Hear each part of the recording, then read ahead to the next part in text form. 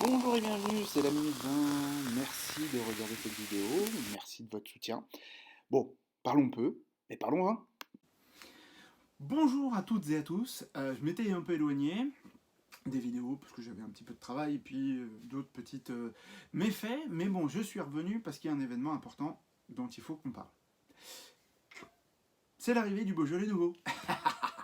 Alors je sais qu'il y en a qui n'aiment pas, mais il faut qu'on l'explique pour comprendre bien et puis que vous puissiez vous faire une bonne idée sur le Beaujolais nouveau. Première chose, le Beaujolais nouveau. On est dans la région du Beaujolais, sud de Bourgogne, coincé entre Lyon et Mâcon. Ville principale, c'est la ville de Beaujeu qui est en plein milieu. Bon, on est sur du gamay à 100%, puisque le Beaujolais, quand on fait du Beaujolais rouge, ça doit être du cépage gamay 100%. Donc on est bien sur le bon cépage.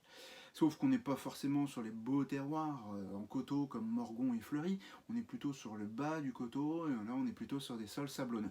Donc l'originalité du cépage va être plus expressif. Maintenant, il y a un petit truc, c'est que le Beaujolais nouveau sort le troisième jeudi du mois de novembre pour plusieurs détails que je vais étayer.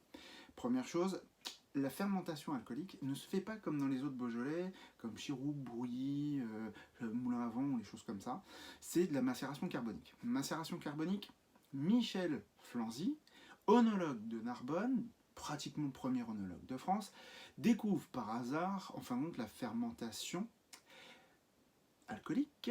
Oui, ça, il le savait parce que Pasteur lui en avait parlé, il avait étayé le sujet, mais par une erreur, il fait de la fermentation intracellulaire qu'on appelle aujourd'hui de la macération carbonique.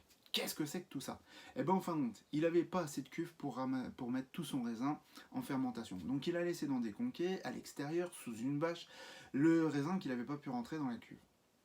Le problème, c'est que ça crée du gaz carbonique, ce qui est normal par fermentation, et ça a fait de la fermentation à l'intérieur de la peau et du grain de raisin. Ce qui permet enfin de diffuser la couleur de la peau dans le jus avec une petite fermentation sans diffuser les tanins. Donc on fait un vin très friand, gourmand, facile à goûter, qui n'a pas la capacité de se garder très longtemps. Donc pour le coup, un vin de consommation rapide, vin glouglou. Voilà. Et donc pour le coup, il en parle. Et il y a un autre monsieur, Jules Chauvet. Alors lui, il est de la région du Beaujolais. Il revient avec cette technique, il est onologue également, il travaille, mais il aide les viticulteurs à travailler plutôt dans la partie nature, nature bio et nature. C'est pour ça que je vous ai choisi un vin sans sulfite rajouté. Parce qu'en fin de compte, le raisin en contact avec l'oxygène crée son propre sulfite, oui. Mais pas assez fort pour pouvoir se conserver. Donc les viticulteurs en rajoutent un petit peu. Et le problème c'est que le sulfite c'est un antibactérien et un antioxydant. Alors c'est bien, ça protège le vin contre le temps, mais c'est aussi un antibactérien. Vu que le Beaujolais nouveau est fait très rapidement, et ben enfin il va rentrer dans l'estomac, il va détruire les bactéries. Ceux qui ne sont pas très riches en ces bactéries vont avoir un problème de digestion, déshydratation du corps qui va donner peut-être un mal de tête, éventuellement. Maintenant, c'est pas une obligation. Là, moi j'en ai choisi un, il n'a pas eu de sulfite rajouté. Bon, c'est des vins qui sont plus fragiles à conserver, mais par exemple, ils sont beaucoup plus fruités, gourmands, et puis j'aurais peut-être moins ce méfait de mal de tête si j'en bois beaucoup. Et ça, faut faire attention, l'abus d'alcool est dangereux pour la santé.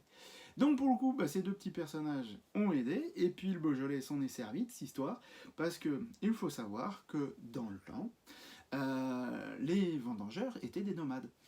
Ils commençaient dans le sud, ils remontaient dans le Beaujolais, ils allaient en Bourgogne, ils remontaient jusqu'à l'Alsace, l'Alsace faisant des vins sucrés, se retrouvaient à redescendre parce qu'il n'y avait plus de vendange aux alentours de mi-novembre.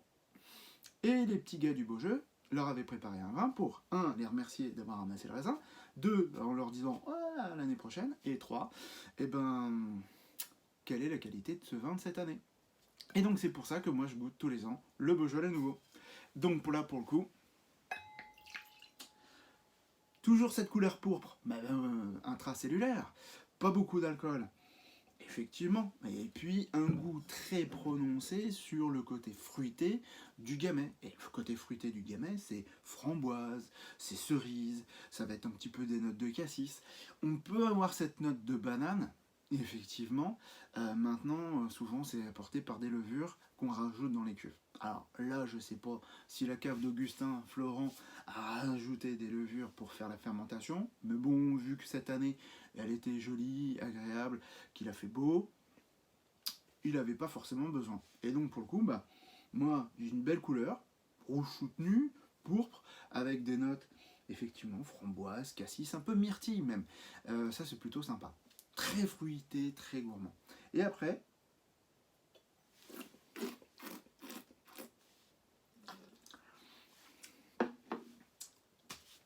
bah voilà, vin friand, gourmand, fin, pas trop de tanin, beaucoup de fruits, une longueur qui est pas très longue, mais par exemple, tout le plaisir de pouvoir l'accompagner d'un plat de charcuterie, de fromage, pour fêter l'arrivée du Beaujolais 2020.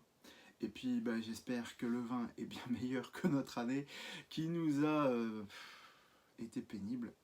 Et j'espère que le 2021 nous fera oublier tout ça. Mais bon, le Beaujolais nouveau est arrivé, il faut aider les vignerons.